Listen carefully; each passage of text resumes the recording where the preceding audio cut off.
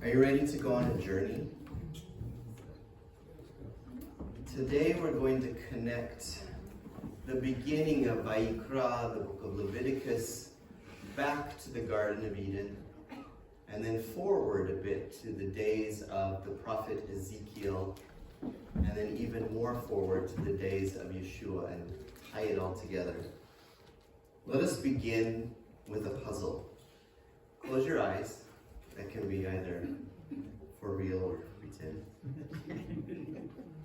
Imagine yourself anciently walking through Jerusalem. The streets are narrow and crowded, paved with uneven stones, worn smooth by centuries of footsteps. Merchants call out in a jumble of Hebrew, Aramaic, and later Greek and Latin. Their stalls overflowing with figs, olives, spices, and clay jars of wine. The smell of fresh bread mingles with the tang of animals, goats, sheep, even the occasional donkey carrying a load of grain. Dust hangs in the air, catching the sunlight, making each breath feel heavy with history. Children dart between legs, chasing one another, their laughter ringing off the stone walls. Women carry water in clay pitchers, balancing them on their heads, their robes brushing against baskets of dates and herbs. Roman soldiers march past, the clink of their sandals and armor, a sharp, unyielding rhythm that contrasts with the soft shuffle of sandals on stone. You push forward, heart racing, as the Temple Mount rises ahead of you. Its massive stone walls tower above the city, gleaming golden in the afternoon sun. You can hear the distant murmur of solemn and ancient prayers from those already inside, a hum of devotion and expectation that vibrates through the air. Smoke curls lazily from the altar into the sky, carrying the sharp, acrid smell of cedar and incense. The tang of burnt offerings, sheep, goats, and flour mixed with oil fills your senses. Inside the courts, priests move about briskly, their white linen garments crisp and precise, every gesture measured and exact. The altar fire roars continuously, eternal, a flame that has not been extinguished since the command came from heaven. You clutch your offering tightly. It is perhaps a lamb, or maybe grain, something humble, yet costly to you, a piece of yourself laid bare. You step forward, feeling the rhythm of the city slow down, your own pulse echoing in your ears. And then the Cohen, the priest, with a voice both authoritative yet gentle, asks, "Why are you here?" Most of us would probably answer instinctively, "I am here because I sinned before Adonai." But here is the puzzle. When you open the Torah and you read the beginning of the book of Leviticus, the first korban, the first sacrifice that is described, is not for sin. Wait, that's odd, is it not? We naturally assume that animal sacrifice in the temple at that time remedied sin. Sin was the illness, and animal sacrifice was the cure. But the Torah says something different. Why? That question, and stick with me here, is the key to unlocking the entire book of Leviticus. If your eyes are open, close them again. We're not yet through with our imagination. Think about the city around you, Jerusalem, Yerushalayim. The name itself is a spiritual teaching, a lesson hidden in its very letters. The first part, Yeru, comes from Yirah, which means reverence or awe. Jerusalem calls visitors to pause in wonder, to be small before the Holy One, aware that the world is larger than we are, that life has depth and sacredness. Awe arises from the very stones, from the smells of the city, from the rhythm of prayer and sacrifice. But awe alone is not enough. Awe without direction can leave us paralyzed, distant, unsure of what to do next. That is where the second part comes in, shalayim, from the word shalem, meaning wholeness, completion. Jerusalem teaches that awe and wonder is meant to be transformed.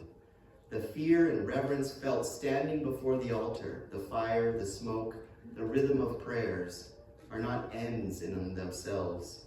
They are a spark meant to ignite harmony in life, a wholeness that integrates mistakes, hopes, and offerings into something meaningful. And then there is the ayin, the duality. It is the awe meeting wholeness, heaven meeting earth. The divine fire touching human effort. To approach the holy temple, it was to be in a state of perfect awe. It was not just a city, it was a map, a lesson, a path. Every stone, every altar fire, every whispered prayer was pointing you towards transformation. So as you stand there in the temple offering your lamb, remember, this is not just about admitting sin. It is about aligning yourself with awe and wholeness. Your offering is your way of saying, I want to participate in the holy conversation of this city. I want to turn reverence into peace. I want my life, my soul, my very being to be whole. This is the secret of Leviticus, the secret of Jerusalem, the secret of the gospel. It is not simply about correcting what went wrong.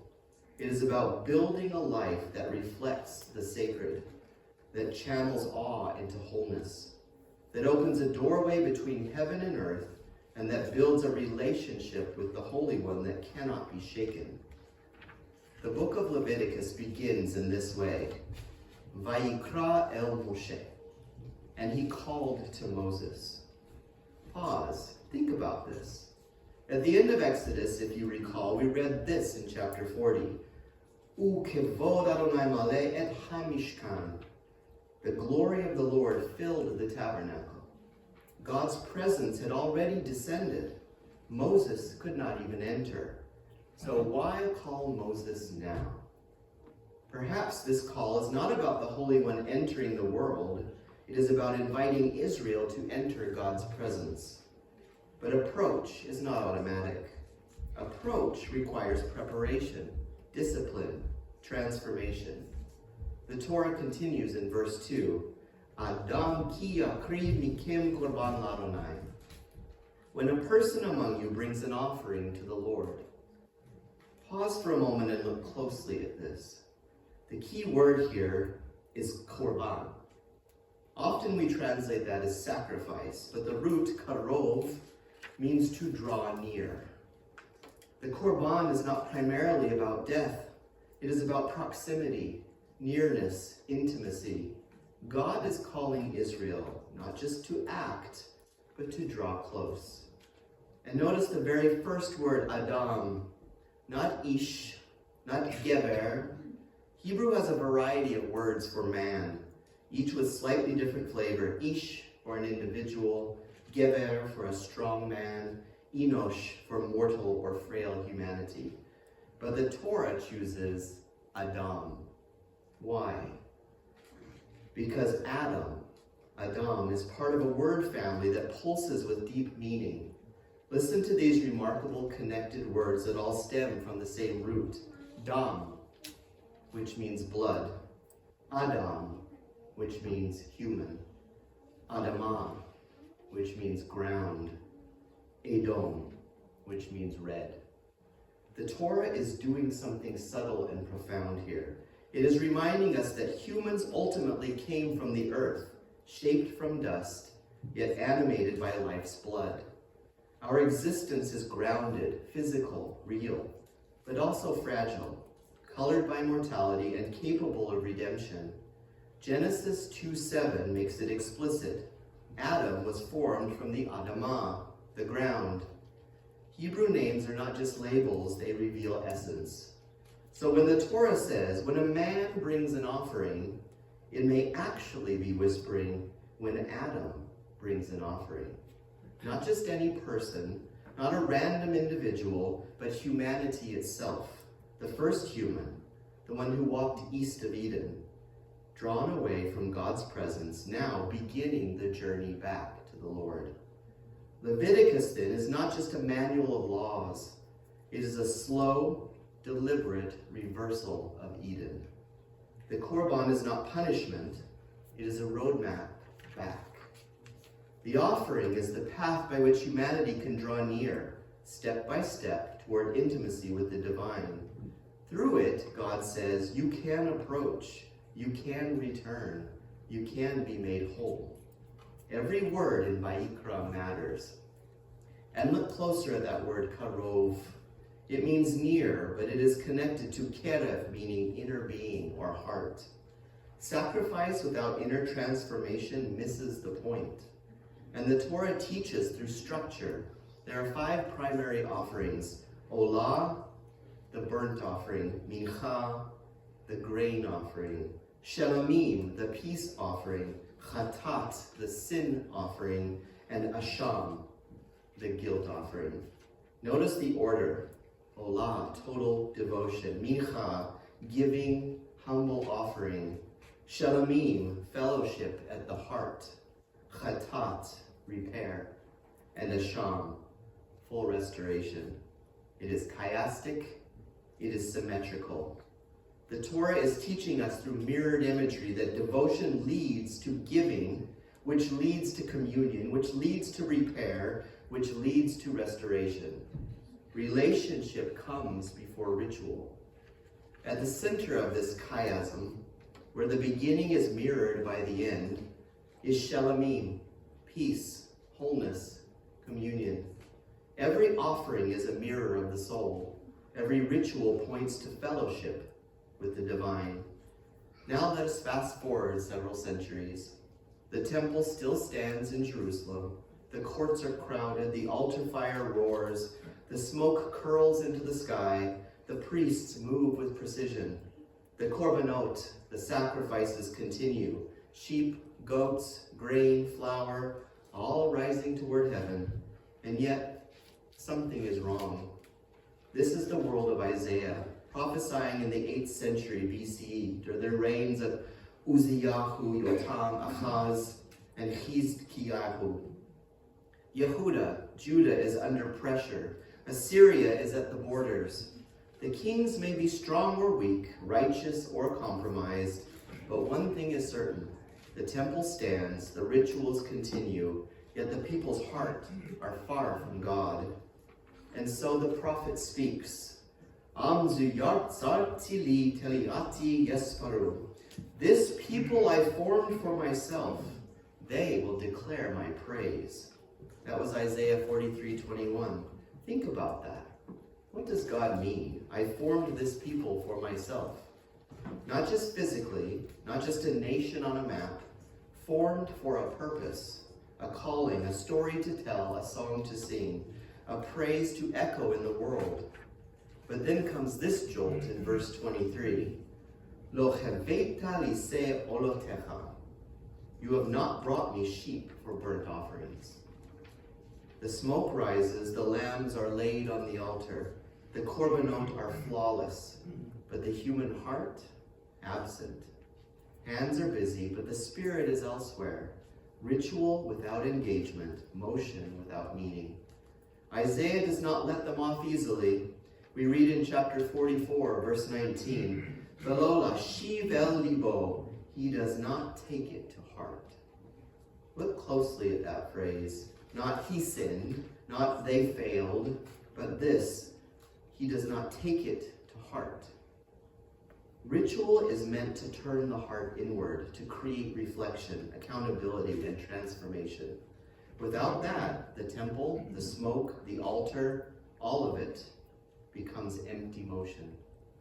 Imagine it, the people of Yehuda walking the streets, the temple in its glory, the priests moving like clockwork, but their awe, their connection, their sense of reverence, their purpose, gone. The offering is present, but the offering of the heart is missing. Isaiah's critique is subtle and profound. Centuries after the Asham, the animal sacrifice, was introduced, centuries after Leviticus mapped the path of awe into wholeness, the challenge remains the same. The human tendency to go through the motions, to perform the ritual but leave the heart behind. Even in the magnificent temple, God waits, not for smoke, not for sacrifice, but for the return of the heart. The Asham, the guilt offering, the Korban, This is no longer just law. It is a roadmap, a challenge, a whisper. Draw near to me, reflect, return, transform. The altar calls, the fire waits, the smoke rises. But the question is, will the heart follow? And then comes King Yeshua, the living Korban. From the Gospel of Matthew, chapter 5, verses 23 and 24. If you bring your gift to the altar and remember that your brother has something against you, leave your offering, go, reconcile, then return. This is the Torah revealed in action. Restitution first, sacrifice second. Relationship first, ritual second. The living fire of God is not in the altar alone. It is in the heart, in the act of teshuvah, returning, in the turning of humanity toward reconciliation. This is the heart of Leviticus, echoed centuries later in the life of Yeshua. Recall chapter 6, verse 13. Eish tamid tukad al ha-mizbeach lo tichbe. A perpetual fire shall burn. It shall never go out. Fire transforms. Earth into smoke, smoke into heaven, flesh into offering, offering into ascent. But the fire is never separate from the heart that offers it. And Isaiah had already glimpsed it. Machiti ka'av peshettecha. I have blotted out your transgressions like a cloud. Barriers dissolve, sin disappears. What Leviticus begins in law, Isaiah whispers in prophecy, and Yeshua fulfills in life. The brokenness between heaven and earth is healed. For disciples of the Master, it converges beautifully, a life offered fully to God, a life that restores relationship first and ritual second, a life that walks the path of awe and wholeness, turning proximity into intimacy and smoke into transformation.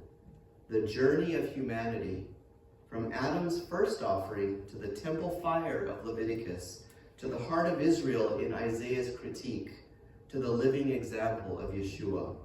It is all one continuous thread. The Holy One calls us near, not just with sacrifice, but with hearts that are fully present. Finally, we return to that first word, Vayikra, and he called. If you look in the Torah scroll itself, and we have a picture, so you can see it, that very first word, Vayikra, you notice the aleph at the end is super tiny. It's written smaller by design. It signifies Moshe's extreme humility and the need to diminish one's ego in order to hear the divine call. If there is too much of you, there cannot be enough space for him. It's almost a whisper, invisible. God's call is often quiet, not thunder, not spectacle, but a gentle invitation to come near. The fire of God was never meant to destroy. It was meant to restore. Shabbat Shalom, everyone.